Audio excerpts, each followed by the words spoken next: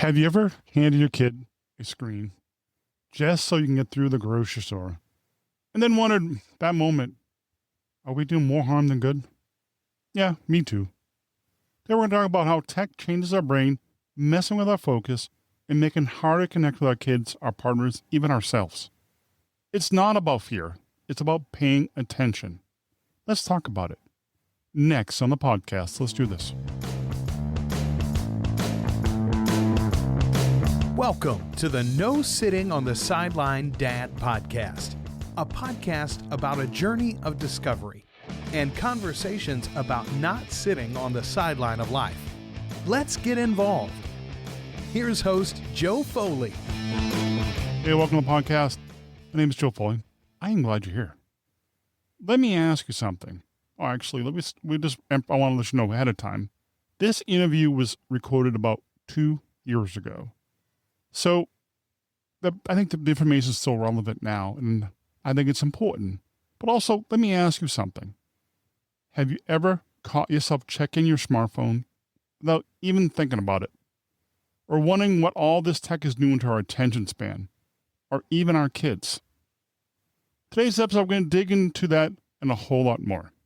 My guest is Dr. Marci, a psychiatrist, author, and someone who's been thinking deeply about how smartphone screens and social media are changing our brains and our families and the way we connect with each other.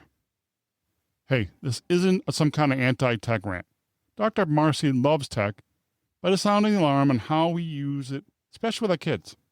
If you ever hand your child a screen just to make it through the grocery store or whatever you have the car trip, yeah, I'm guilty too. You're going to want to stick around for this conversation. So let's jump in. Welcome to the podcast. Thank you for having me. One thing too is fun digital stuff because we all have them now. It's like almost like a second brain.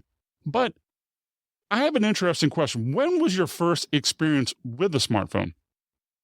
My first experience, I had a flip phone and a feature phone or dumb phone when they first came out. That was amazing technology. I was in residency training after medical school, and it made carrying a beeper a lot easier because you would get a page and answer it right away, no matter where you were. And so it really freed up me during my training. And I thought that was amazing. I remember the day I saw an iPhone, the atom splitting moment in 2007, when this announcement came. A good friend of mine who's a real technology enthusiast, early adopter, did not surprise me. He already had one, was showing me at dinner. And we're in the middle of dinner, and he's just, all he could talk about is this phone. And I'm looking at it, I said, yeah, that does look cool. So I did get one soon after.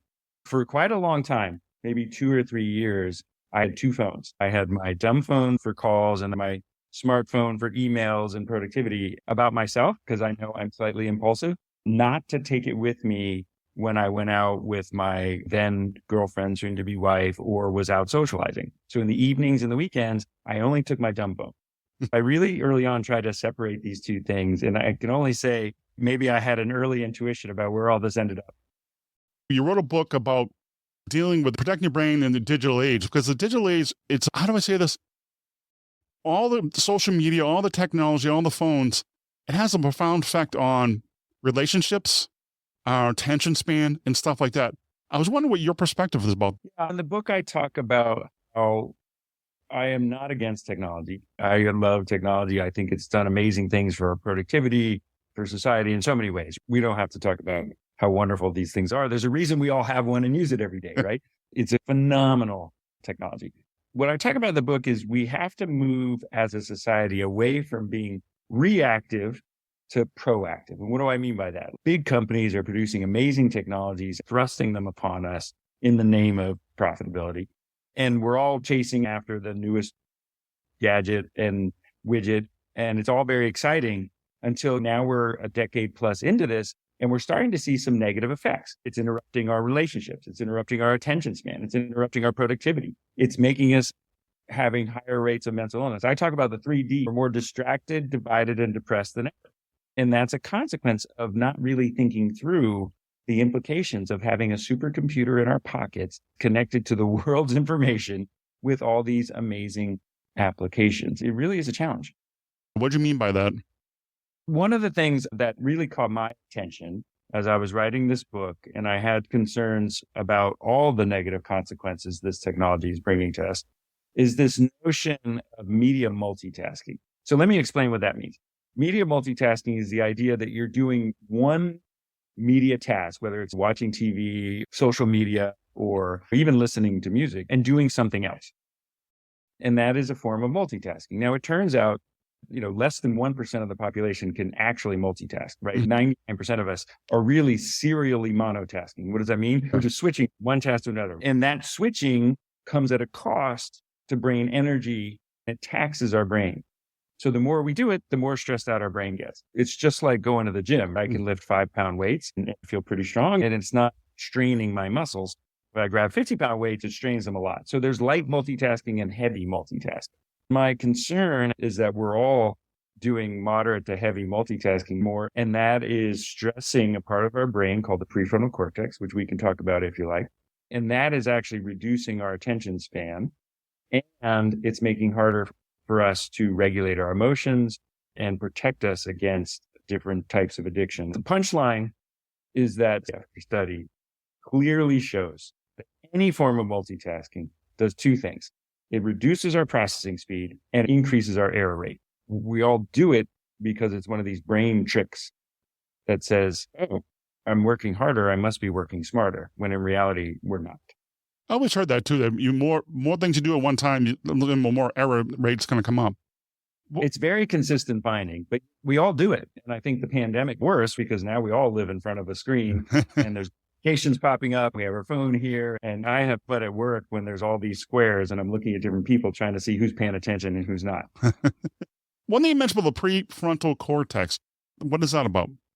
Yeah, so let's talk about the prefrontal cortex, because if people know one area of the brain, it's usually the reward centers. They may have heard of the amygdala, this almond-shaped part of the brain that drives emotion and some of our attention and tells us what things are relevant in the world. But another part of the brain everyone should be familiar with is the prefrontal cortex. So the prefrontal cortex sits behind our forehead and eye sockets. It is the most highly evolved part of the brain.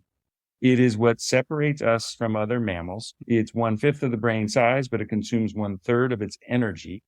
And in the book, I use the metaphor of the conductor in our brain symphony. So when the prefrontal cortex is working, it's drawing on different parts of the brain and orchestrating different brain parts to create a kind of symphony of neural connectivity that allows us to go about our day. But we've all had experiences when we're tired or sick or stressed, when we just don't feel like our brain's functioning very well. And that is our prefrontal cortex not at its best. And here's a really important fact about the brain. Humans are unique among mammals. At birth, only 10% of our brain is fully developed. That means 90% of brain development occurs outside of the womb. Now, you have a son, correct? Yes. How old is he? He'll be 10 this month. Okay, so the first 10 years of his life, did you let him run around outside for days on end on his own without any protection? No, he would. All the time, right? And yes. In the beginning, first couple of years, you couldn't take your eyes off him, right? No, because he would go everywhere quickly. He would jump out a window because his brain just wasn't developed enough to know the difference between what's safe and what's not. And if you think about that and you think prefrontal cortex, which is the last part of the brain to mature, somewhere around the third decade, right? Society says it's at least 18 years before you can go off on your own. Mm-hmm. That's a long time. You're only halfway through it. That's really because it takes about that long for the prefrontal cortex to reach a level of maturity that we can manage our emotions, manage our reward systems, and make good judgments in the world. That's one thing interesting, too, about also the development of social interaction. I think also, I was wondering about, since the technology, smartphones, social media, everything like that, and not interacting face-to-face, how has that affected people, especially young kids?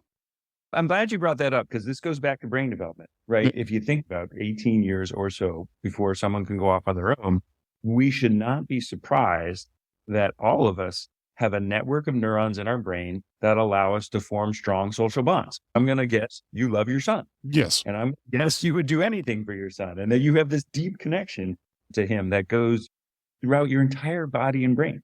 We all have that capacity. The reality is we are wired to connect. The first section of the book. And I talk about how this neurodevelopmental fact leads us to form strong social bonds and attachments. We can also form strong bonds and attachments to technology, to social media, to all kinds of things. So there are healthy attachments and non-healthy attachments.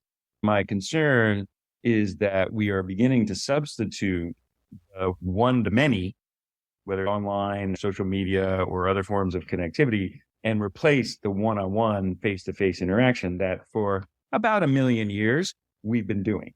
And so this is just the last couple decades, we've begun as a society to separate, and this is part of the divide, more divided than ever. It's not just politically, we're physically more divided than ever. And I feel very strongly, and I think there's evidence to support this, that it's contributing to this mental health crisis that we see at every age.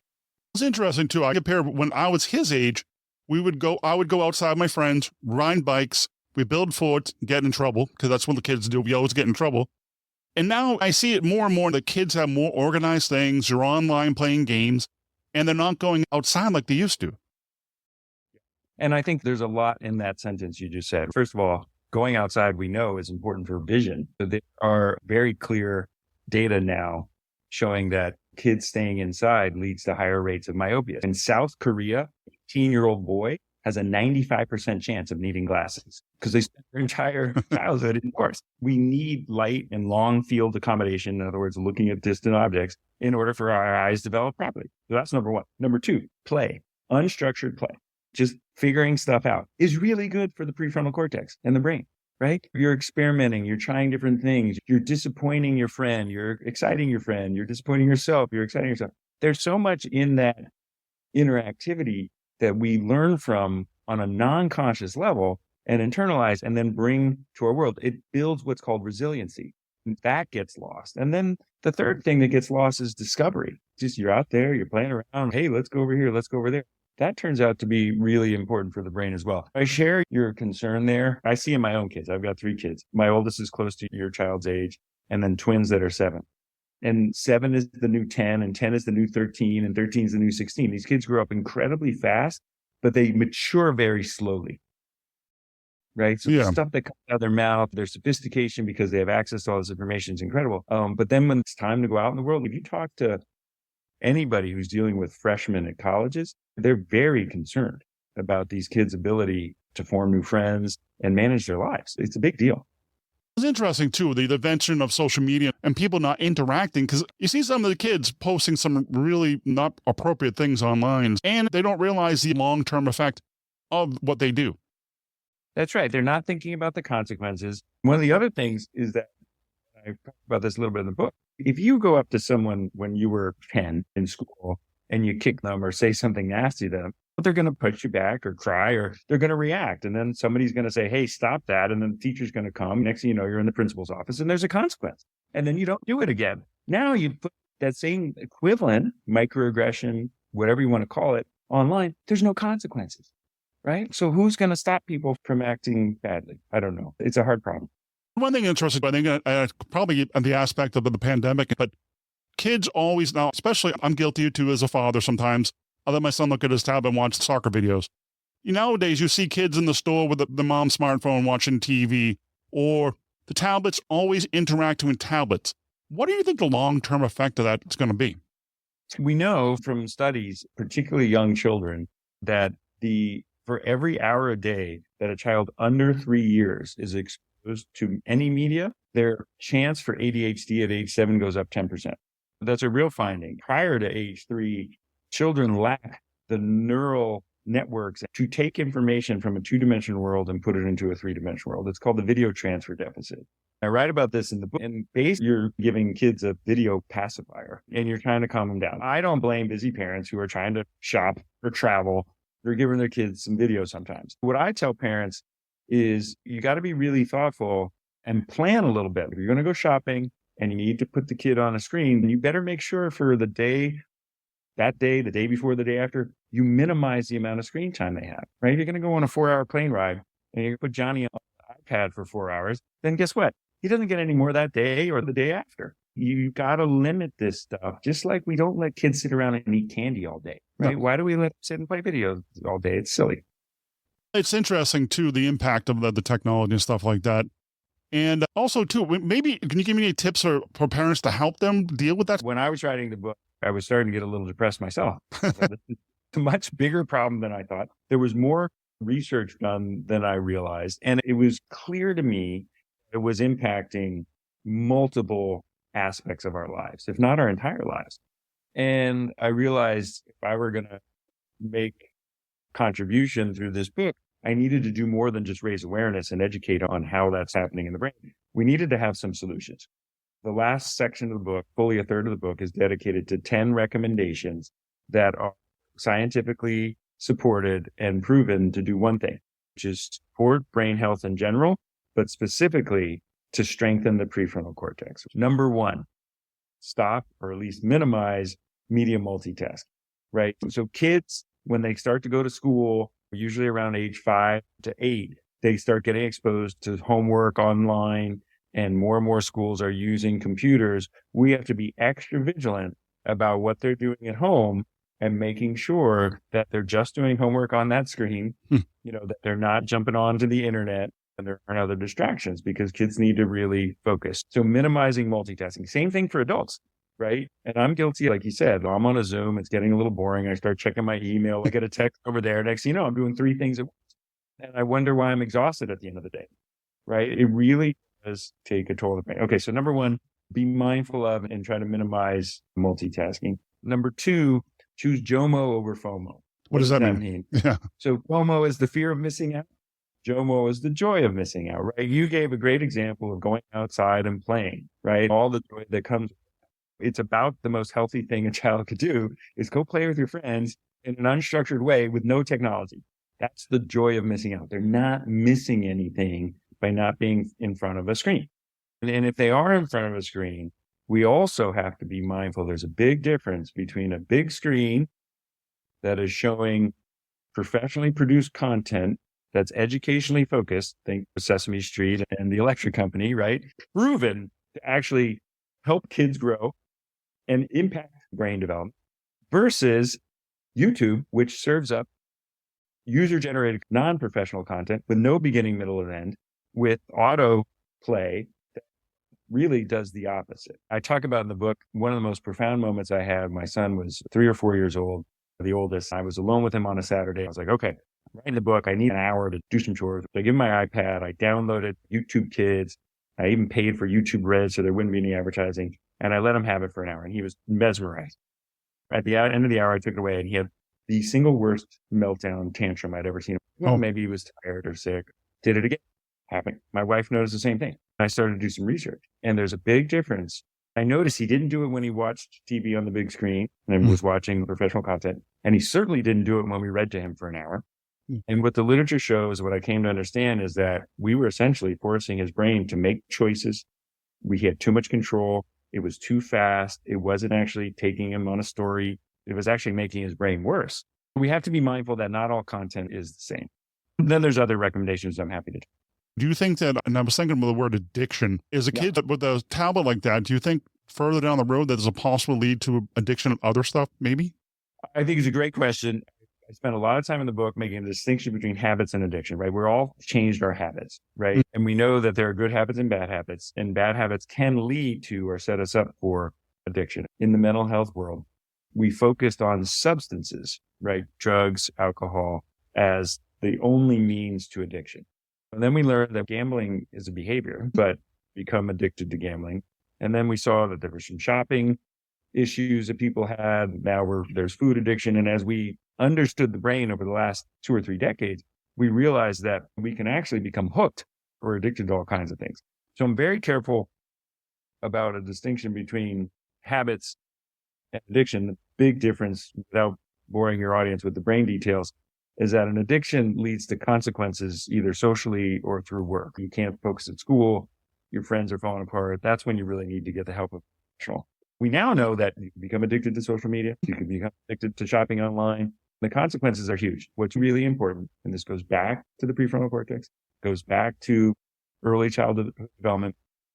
Every day, week, year that we're protecting that child's brain and letting his or her prefrontal cortex grow is building resiliency against future addiction.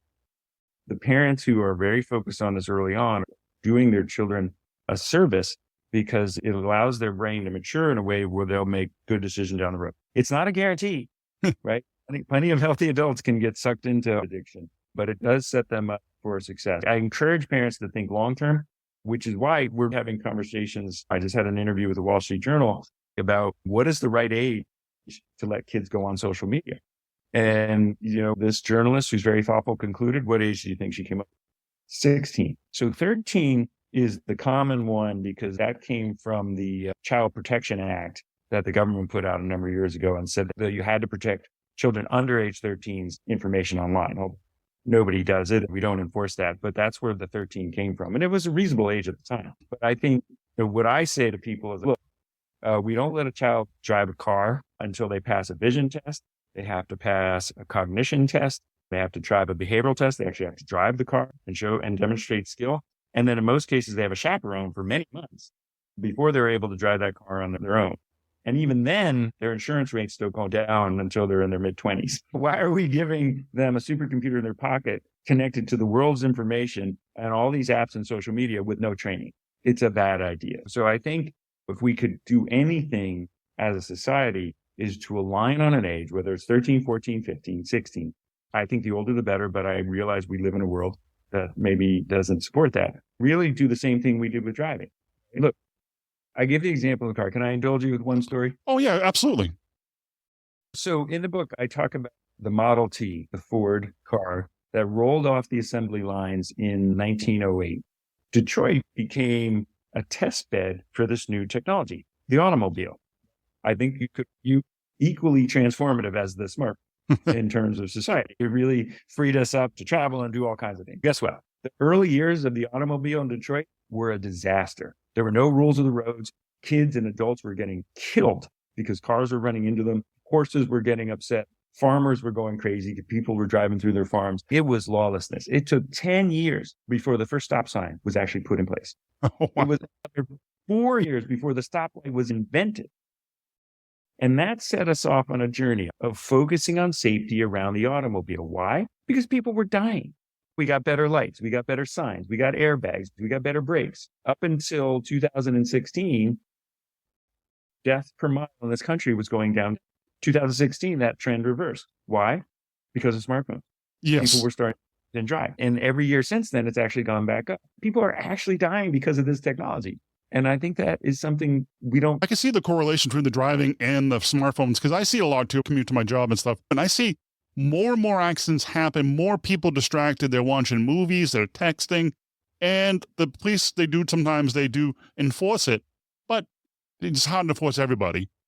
And I'm starting to read that insurance companies now, automobile insurance companies are starting to say, I want the call logs. I want to see your phone. And if they can show that they were actually using the phone at the time of the accident, guess what? We're not paying for it. And that's a consequence, right? We need society to put a little teeth in some of these rules before people stop. I live in Boston. It's a busy place. I now look at drivers and make sure they're looking up because too often they have their head down while they're driving. It's absolute madness. It's interesting, especially in this just coming out, I wouldn't say coming last year or so, the effects of AI on children. Because learning is going to be so much different. That's a big topic. We could do a whole podcast on that. It's something I think a lot about because we use AI at OM1 and we apply it to healthcare. And we have a number of models that honestly, I think are the closest thing to magic I've ever seen. The ability of computers to process information and contextualize it is really a game changer. The most important thing for us to think about as a society is not that different than what I put in the book, which is we're too reactive to technology.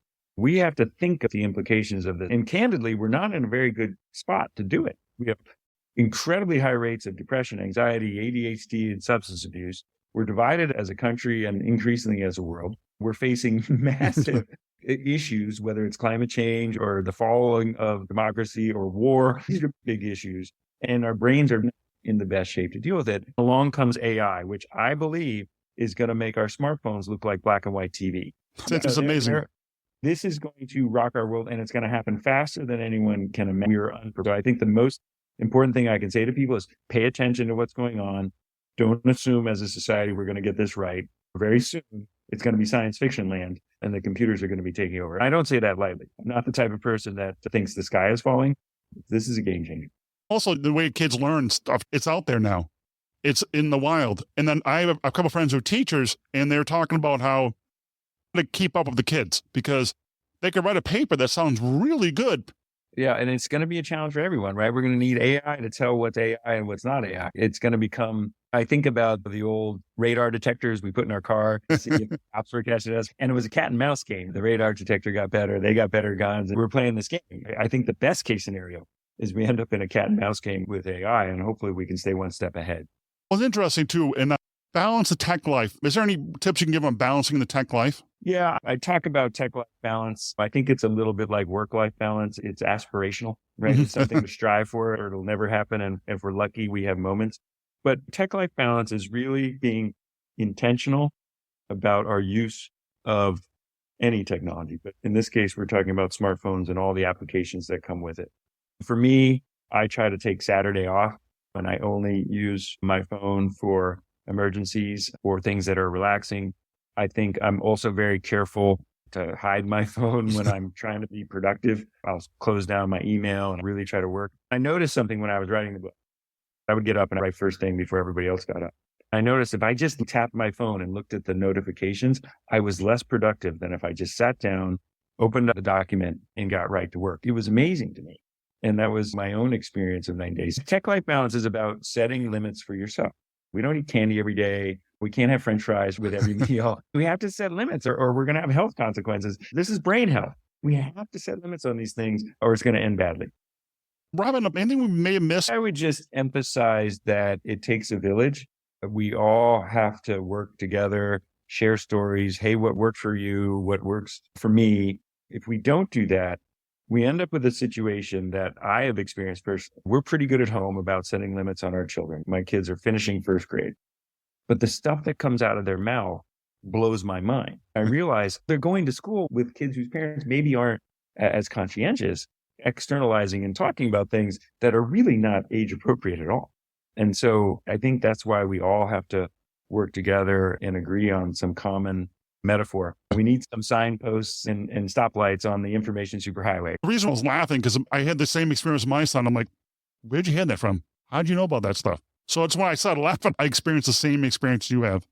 We all have to do it. Where they can connect with you and find more about your book? I have a website. It's called rewiredthebook.com. There's press clippings and a link to Amazon where they can buy it. You can contact me through that website. I encourage people to take a look at the book because there's a lot of stuff in there. But the good news is there is growing awareness about this topic. Thanks you for helping raise awareness to your audience. Thank you very much for being on the podcast today. I really do appreciate Dr. Marci. And all the links be in the show notes for this episode. I really appreciate your time. Thank you. That's it for this episode. I want to have a huge thanks to Dr. Carl Marci for a powerful conversation and for helping us think differently about tech habits and mental health. That's so important. You can learn more about his work and grab a copy of his book over at rewiredthebook.com or check it out on Amazon. And don't forget, all links and key takeaways and resources from today's episode are waiting for you at nosittingonthesideline.com/164. If this episode hit home for you, would you do me a favor? Share it with a friend, especially a fellow parent who's trying to figure this stuff out too. And while you're at it, hit the subscribe button, follow button, wherever you listen to your podcast, so you never miss an episode. Also, if you haven't already, sign up for the email list. Head over to nosittingonthesideline.com and sign up there. I send out up-to-date, behind-the-scenes thoughts and more ways to stay grounded in a noisy world, and also about the podcast. Hey, thanks again for being here. Until next time, take a breath, be kind to yourself, keep showing up. You know what? You're doing better than you think. Take care. God bless. See ya.